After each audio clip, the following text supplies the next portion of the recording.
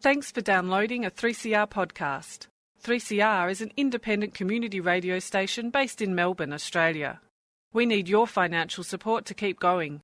Go to www.3cr.org.au for more information and to donate online. Now stay tuned for your 3CR podcast.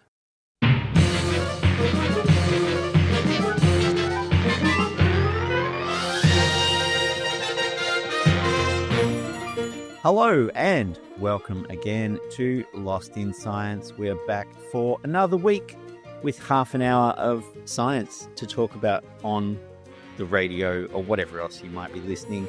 Maybe you're driving around in your car, listening on your phone. Who knows? It's the future. This is where we live. I'm Stu, and with me on the show this week I have Claire. Hello, Stu. Welcome to the future. It's already the future again now. It keeps happening, doesn't it? What have you got for us on the show this week? Well, Stu, I have something that's absolutely nothing to do with the future and all to do with our past, our deep, deep past. I have ourselves a evolution story and a question that I had when I saw an echidna recently, as you do. But anyway, I had a question just around, their monotremes, which means they lay eggs. And I'm like, did they develop and evolve to lay eggs? Or did they, did all us mammals lay eggs and now they're the only ones that lay eggs? What sort of happened first? Was it live birth or eggs? I sort of thought it was eggs because everything else laid eggs. But then I'm like, yeah, but maybe not. I don't know. When you think about those like shrew-like animals rocking around the jungle, I didn't think they laid eggs. Anyway, it's a question, and I just realized I don't know much about the evolution of mammalian eggs or eggs in general. So I've gone down a rabbit hole or an echidna hole. Echidna hole. So you're gonna tell us all about why some of us lay eggs and others don't? I'm going to tell you the story of eggs in our evolution. I'm going to give you an evolution story. How about you, Stu? Well, there is no future without the past, so it's good to revisit from time to time. But my story is actually from the past as well. It's only a tiny bit from the past. It's about some stuff that was published a couple of years ago now, but did just win a big prize for their research. Basically, I'm looking at everyone's favorite new technology, AI, and I'm going to be talking about LLMs, large language models, which is what people generally refer to them as AI. There's a bit of a debate about whether they're actually artificial intelligence or if they're just, really good predictive text machines. But this is about how AI may be used to combat misinformation and conspiracy theories that are proliferating in the world. So long as it doesn't do a 180 of it on that and starts proliferating conspiracy theories. Yeah, well, we'll just keep asking it nicely, I suppose. Okay. So yeah. That's our best bet. It's a good contingency plan. Yeah. Be nice. Be excellent to each other and party on, dudes. But yeah, no, so that's coming up later in the show. So stay tuned for that.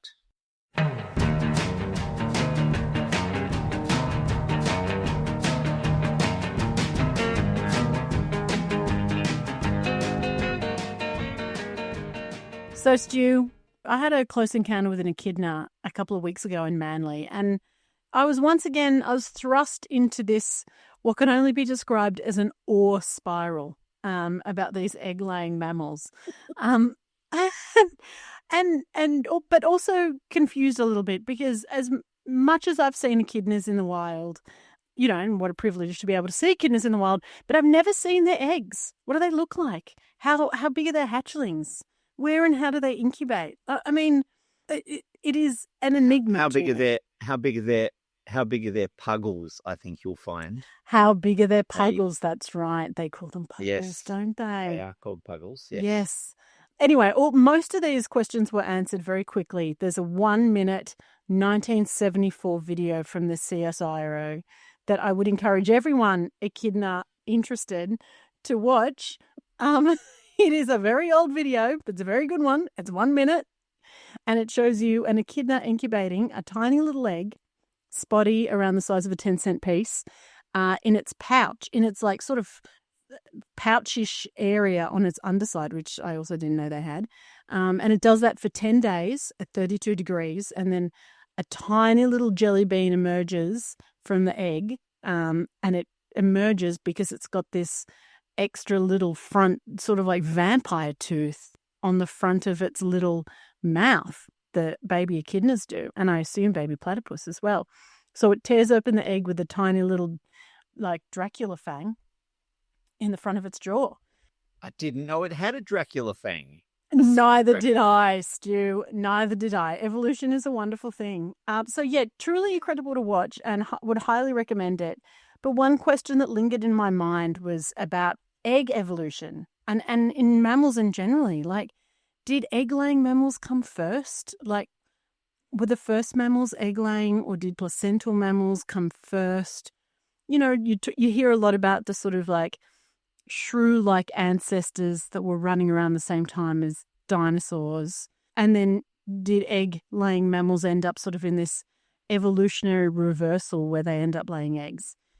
So here I am today to answer that question. And while I'm at it, just want to take you on a journey as to how the egg evolved to where we are now with our mammalian cousins still laying eggs and us giving birth to live young. Because it's sort of weird. It's a weird story because they not only lay eggs, but they also give milk, don't they? Yeah, they give milk, but not out of nipples. Yeah. They don't do it out of nipples. They just sort of like, the milk sort of like pools out of their skin. It's pretty weird. It is kind of slightly disturbing, but yeah, okay. Don't think too much about it. Maybe that's my problem. I'll try not. Okay, so let's start with eggs. So there are eggs that we know, like chicken eggs we're very familiar with. They are very different to, I guess, the first evolved egg, your basic aquatic eggs that you would have seen when, life lived in the water predominantly. Or seen when I've ordered expensive caviar. That's right, exactly. The ones that fish lay, that amphibians lay, a lot of them are covered in jelly. And these are the eggs that first existed, hundreds of millions of years ago. And these eggs are great. They work fine so long as everything stays wet. Well, when things start drying up or stew wants a bit more caviar, then there's a problem. Yeah. So 385 million years ago in the Devonian period, egg-laying animals, they started venturing away from the water's edge. So most likely these egg-laying animals, they called them tetrapods because they had like 4 legs, and they were, where a tetrapod, anything with 4 legs and sort of that sort of basic order, snakes or reptiles and dinosaurs and birds and all that sort of thing. We're all tetrapods. They started venturing away from the water's edge, most likely to take advantage of insects and spiders that were on the land and the sort of like overabundance of life that was in the water. And some of these animals became solely land animals. They're solely terrestrial. But they needed a way to keep their embryos wet because the jelly eggs just weren't doing it anymore on dry land. So it's thought that the first egg layers, they evolved around that time in parts of the planet that used to be quite humid and tropical and really swampy. And when the earth cooled down a lot and a lot of these swamps dried up, a lot of amphibian groups went extinct, but the animals that were laying these eggs, like these sort of like reptilian animals, they expanded into new environments and were laying these eggs that were quite different to the amphibian-like eggs. So these eggs are like tough and leathery, and they protected their embryos from disease and attacks and dehydration. But also what you need in any good egg is a way to let gas in so that the embryo can breathe and to grow. So it's sort of a bit of a balance. You don't want your shell to be made of stuff that is totally impenetrable, because you need to be able to let your embryos breathe, but you also need to protect them from dehydration. So it's got to be like selectively permeable. Selectively permeable. That's a very Year 9 biology way to describe it, and I love it. Yeah. So then egg layers. So now we've got like animals who are laying eggs. They then split into two different groups around 315 million years ago. So we're still talking a long time. One group, they're called the sauropsids, and that includes reptiles and dinosaurs and birds. And the other group is called the synapsids, and they were the ancestors of mammals. I feel like I just saw like this glimpse of knowing go over your face, Stu, as you're like, synapsids. I feel connection. Or I remember my Year 9 biology book. Oh, good on you. Yeah. So the sauropsids, they kept laying eggs. Some reptiles lay the soft and leathery eggs like turtles, if you've ever seen a turtle egg or seen them on a nature documentary. And then dinosaurs and birds started laying eggs with calcium in their shells, which makes them stronger and actually a lot easier to fossilize, and a lot more likely to fossilize. So that's when we started picking up eggs in the fossil record as well. Yeah. So, but then the synapsids, that's where the mammals came from. So early synapsids, they looked a lot like a scaly reptile that laid eggs with primitive shells. But in the blink of an eye, also known as 100 million years, they evolved into fully warm-blooded and furry creatures with mammal-like jaws. And at some point in time, they started making mammary glands as well. So this point in time is when we meet the monotremes. And, they are actually the last of the egg-laying synapsids. And the synapses branched off at 186 million years ago. So this was during the early Jurassic period.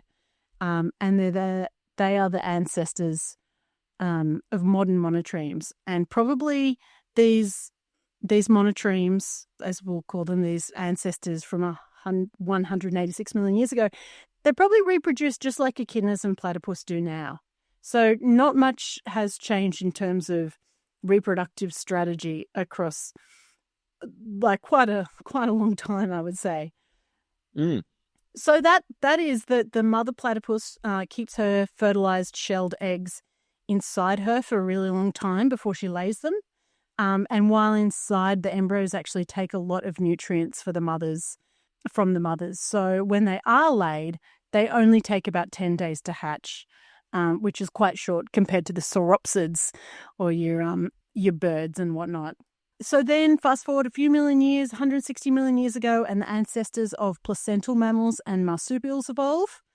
So the toothy shrew-like mammals that I was talking about, they did not lay eggs.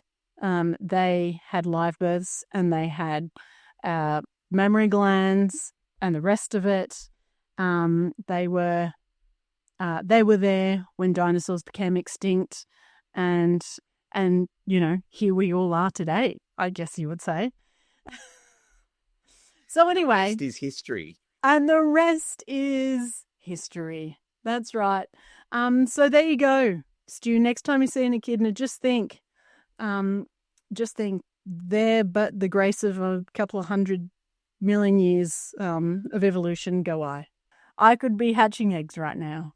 Well, that only take 10 days, so you're probably happy about that. Probably happy about that. What are you onto?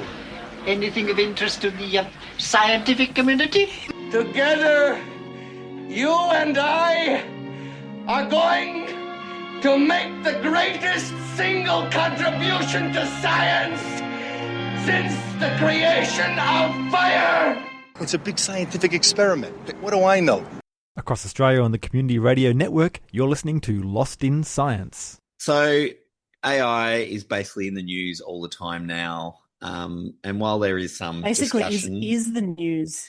Well, yeah, I mean, who's writing the teleprompter these days? We don't know. Yeah, exactly. But, you know, like I said before, there's discussion about whether large language models like ChatGPT are actual intelligence or just really good predictive text. But look, they've become established as a tool in many areas of human activity and work. Large amounts of our work revolves around information and communication, and most of that communication is digital. It's fairly predictable that people start using increasingly sophisticated tools to produce higher outputs in the same amount of time. Who doesn't want that in their job? So another feature of the digital age is the apparent rise of conspiracy theorists. And this is interesting, apparently amplified by online groups and occasionally or potentially quite often by bad actors with the intent of just disrupting things for whatever end, stirring the pot and seeing what comes out. Foreign actors. Oh, well, could be anywhere, could be internal. Who knows? Who knows? Who knows, yeah. There have been studies which suggest that people are not more prone to believe in conspiracies now than previously in history. One large-scale study published in 2022 in PLOS One showed the number of people who believed in conspiracy theories as a proportion of society hadn't changed much over time. So it's not more prevalent necessarily, but the conspiracies they believed in had changed, but the proportion didn't shift much. They were more extreme? Like, what did that change?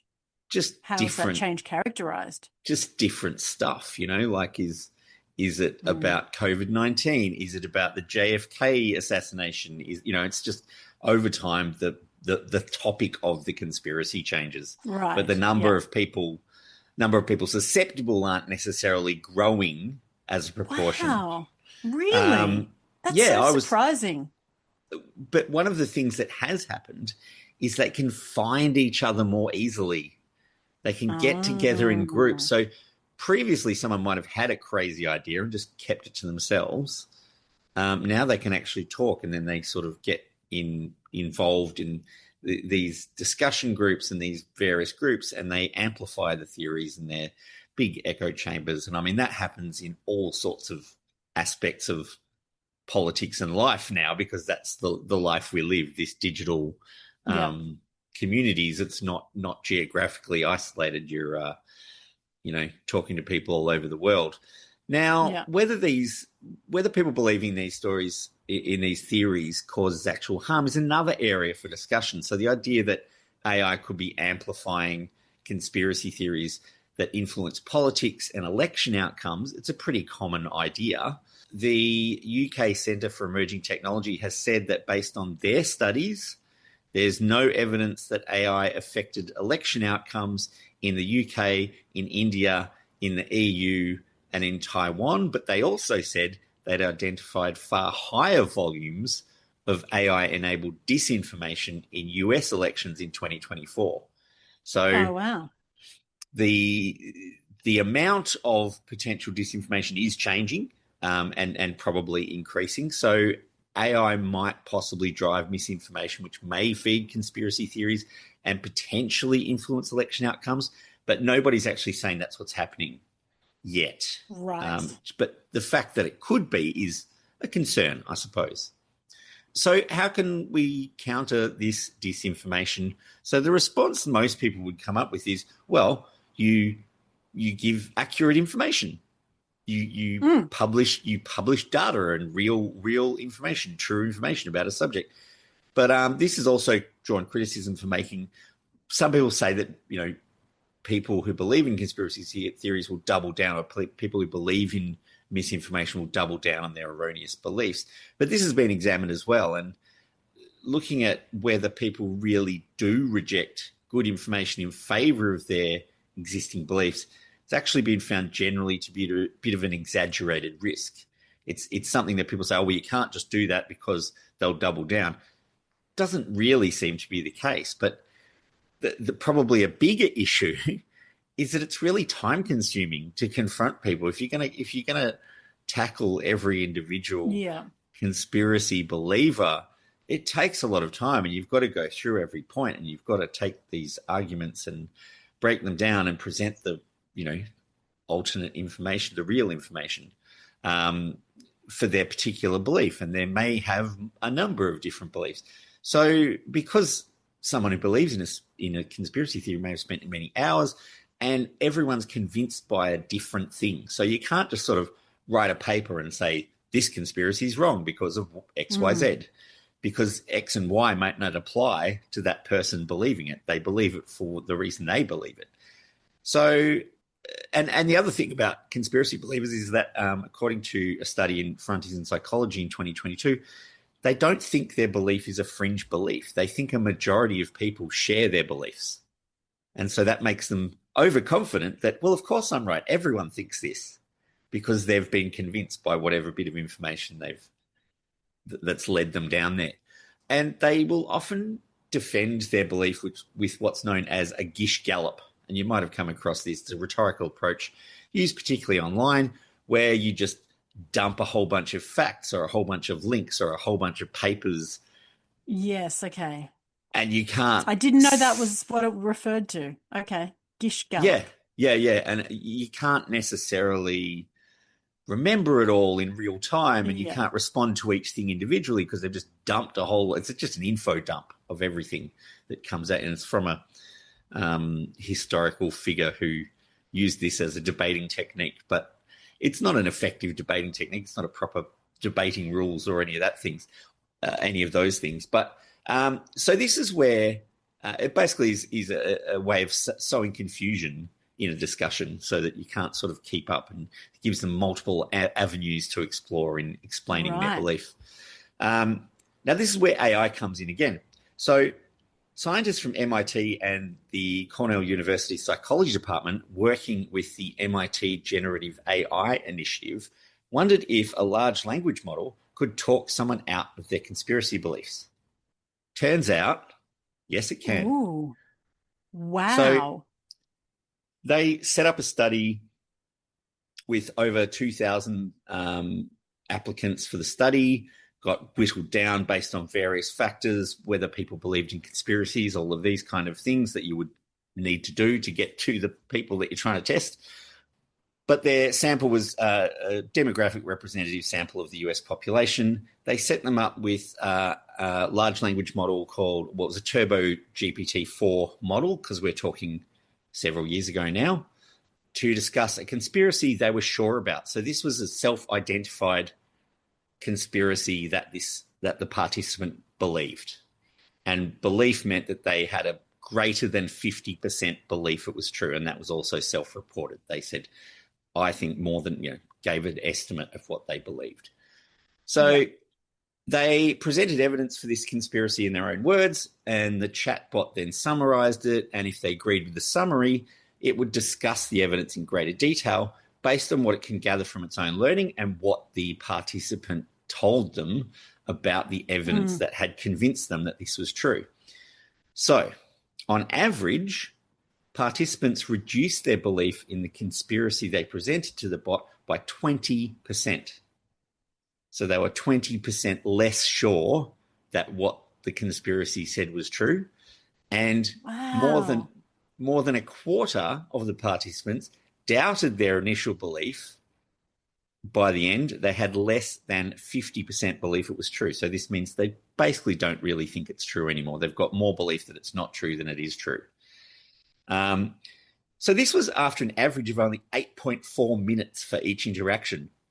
So they spoke to this chatbot for 8.4 minutes and came away going, I'm not so sure about that anymore. Wow. Did you get to read any of the transcripts? There's transcripts. Like a powerful 8-minute conversation. Yeah. I mean, it's specifically about their conspiracy and what convinced you. Is it, whether it's true or not. But yeah, that's a power. There's example transcripts in the paper itself. If you want to track it down, it's out there. And also, so 8.4 minutes changed their minds, and the effect lasted at least 2 months. after the initial interaction because they were polled again. They rang them up and said, "Hey, what do you think now?" And gave them the same quiz again. Researchers also fact-checked the answers given by the bot during the interaction, found that of the responses given to participants, 99.2% were true and verifiable. They got a fact-checker to check. One statement was considered maybe misleading, so that was the 0.8%. But none were outright false. So just the way that it phrased a certain thing, it said, "Oh, you could maybe misinterpret that." But anyway, that was a much higher rate of truth-telling than the general benchmark for GPT-4 at the time, which was expected to give 2.5% hallucinations in its answers, according to the company. So it was doing better in an argument than they were advertising that it could do. So the researchers believe that using interactive chat LLMs is a more useful tool for debunking conspiracy theories to believers because it doesn't present arguments that don't convince the believer. It's not just a list of facts. It only focuses on evidence they presented themselves and which they acknowledge is what convinced them that something was true. So it can focus on that. It's, much better than a pre-prepared response. It's much more tailored, to the individual and what they're actually convinced by, because you can focus on that. You're not presenting all these, potentially straw man arguments. That's, if it's not what they believe, that might make them back away and say, "Well, you don't know what you're talking about because that's not what convinced me." So it's a really interesting finding. So as I said, this paper was published in 2024 and it was just awarded the Newcomb Cleveland Prize for Outstanding Research Article by the American Association for the Advancement of Science. So the authors got that award on the 14th of February. So very, very recently. But I think, this is a good, it's a really interesting finding. It's great research. Seems like bots may be able to help combat misinformation as well as spread it. It does seem to come back to what people ask them to do for us.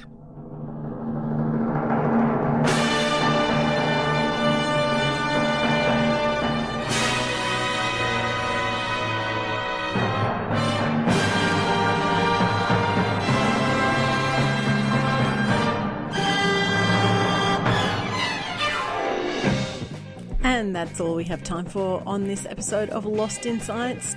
Lost in Science is recorded on the lands of the Kulin Nations and the lands of the Ngunnawal and Ngambri people and broadcast across Australia on the Community Radio Network with the support of the Community Broadcasting Foundation. If you'd like to get in touch with us, you can find us at lostinsight@gmail.com or just listen again next week when Lyndon, Claire, Chris and Stu get lost in science.